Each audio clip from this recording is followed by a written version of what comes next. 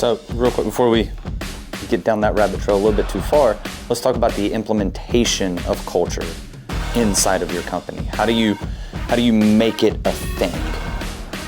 Like, because I feel like that's where we're going anyways, but I want to make sure that we get there, right? So how do we do that? Like, give me examples that you've seen either personally or with companies that we've coached or anything like that. Like, how are they making the culture a real thing? Let's take one more step first before we get behavior. To yeah, how do we behave? Behavior is going to be, in my mind at least, and I know a lot of people talk about culture, so by no means are we the end-all be-all when it comes to culture, but we have our own philosophies around it that resonate with some people and not with others, because we have a culture. So behavior, from kind of our thought at least, is a result of your core values. What do you value? What are the characteristics that are most important to you? That are non-negotiable. That are non-negotiable is correct. Like, you don't get to just say yes to this and no to that. What are your core values? And then your behavior should be an exemplification or a striving toward that core value. Right? So your core value could be professionalism. It could be generosity. It could be teamwork. It could be communication. It could be a number of different, and you can have more than one. Try not to have too many, because we want our people to be able to memorize and know these core values and have them in their mind. And if you've got 15 core values, that's kind of hard. Really core. Yeah, that's kind of hard to keep all that in your brain. So have your core values listed and communicated. Because if I say professionalism, that might mean one thing to one person and another thing to another, and they both think they're living out the core value when in fact neither of them might be. That's part of the implementation. So the implementation part is the communication. Your core values are absolutely critical. Now, almost everybody that's hearing this and that's in this room has probably worked at a company that had core values and they put them up on a wall. And their core values, for a lot of companies, were the result of a marketing campaign.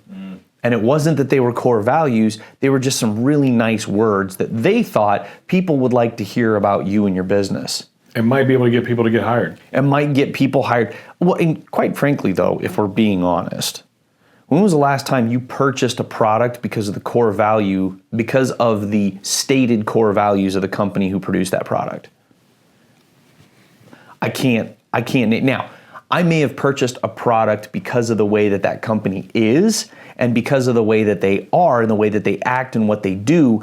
That is a result of their core values. But I've never looked at a company, looked up their core values and then said, I'm gonna buy their thing because of these 5 words. 5.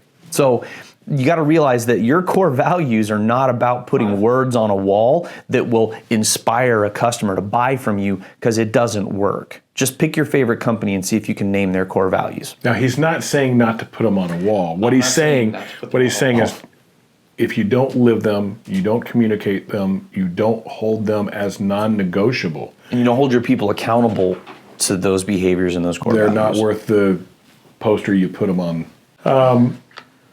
So those core values, and this is like, if we don't cover what culture is, then it's hard to discuss the implementation of it. Yeah. So these behaviors that are non-negotiable, in other words, you live them. They are pronounced in the way that you go about doing things. When something combats one of those behaviors, like let's say, for example, honesty was one of your core values. That was one of ours whenever I owned a roofing business. We did restoration work. We had people that did supplementing. One day, one of our supplementers comes walking in and she is just pumped. She's excited. Hey, just want to let you know, we're going to make a bunch of money on this job. I'm like, that's awesome. That's great. I love it. What's going on? She goes, well, we had 2 houses side by side. They're both with State Farm, both with the same adjuster.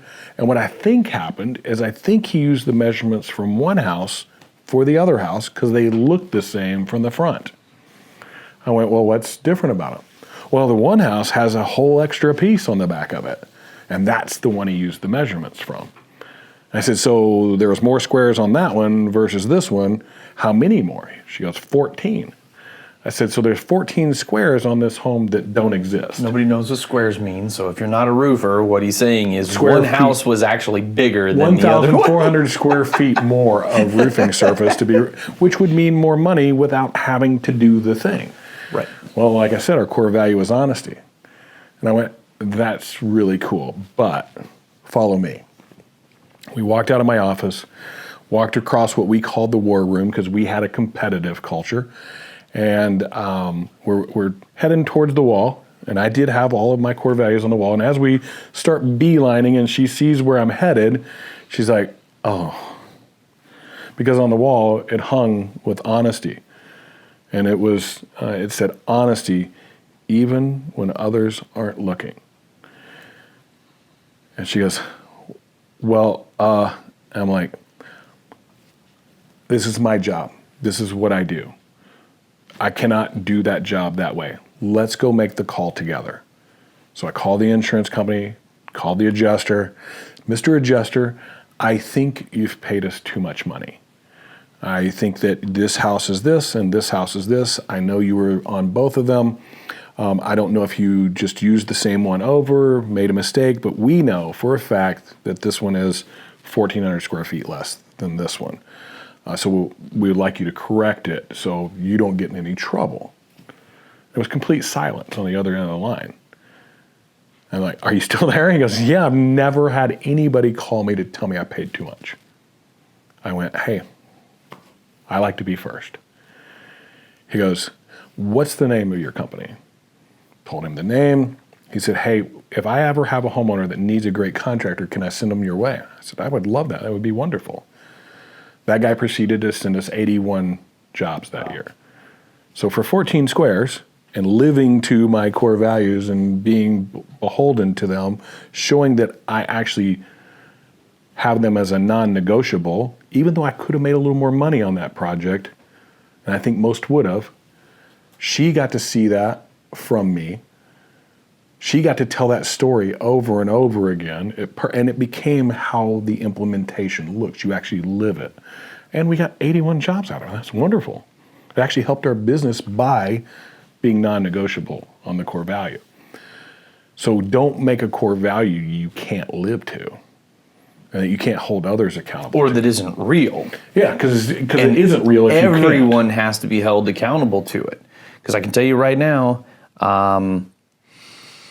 if you have a core value that's teamwork, for example, and you got one of those sales guys that is just an absolute pain in everybody's ass, and nobody likes this guy, but he generates millions a year in sales, and you don't hold him accountable, then everybody knows that core value, that there's another core value that is unspoken that's actually being implemented rather than the teamwork. And that would be revenue. So we know revenue is a core value, and that one is superseding the teamwork core value because this person who is either toxic or doesn't live by this core value is allowed to continue.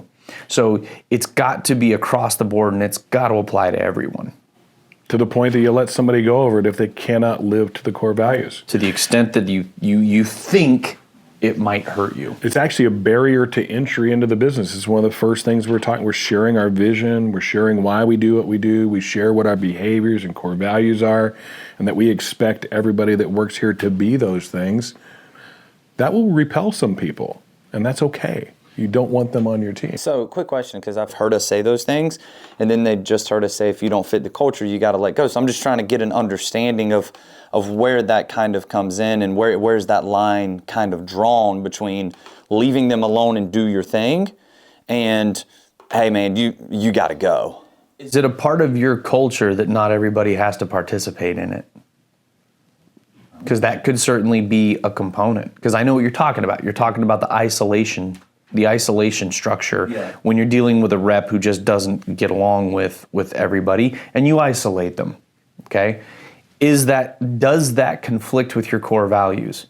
Because it's possible that it doesn't. It's possible that maybe this guy, just for whatever reason, doesn't play well with others. Maybe teamwork's not one of your core values. And maybe teamwork isn't one of the core. Like I just wanted to just to make sure we were all on the same page here, because I didn't want somebody to come back and say, well, you said this and now you're saying this, so where's the line drawn there? Everybody's culture is a little bit differently. Like there's things that Jim personally is willing to put up with or not put up with that I will or won't put up with myself. And so you just have to understand what those things are. And if isolating a rep for that purpose, if it violates your core values, then you're violating your own tenets. And you have to be aware of that. If you look at that possibility and you go, I don't think this actually violates anything, but you just have to be aware of yourself, because you might be violating your own core values out of greed. And if you're doing that, that doesn't mean that you won't make any money. And quite frankly, it doesn't mean that you won't do well. You might still do just fine. But if don't fool yourself. But if one of your core values is a place to belong, you can't isolate somebody. Yeah. So you have to balance that. Like, are you one of those companies that allows that? Well, okay, it can't be in your core values. If you are one of those companies that doesn't allow it, then they can't be there. Yeah. No, fair enough. Like, I'm just trying to get some clarity on that. It's a great question, because what happens when you have people that don't fit exactly correctly? Well, then the question is, well, what exactly are you after?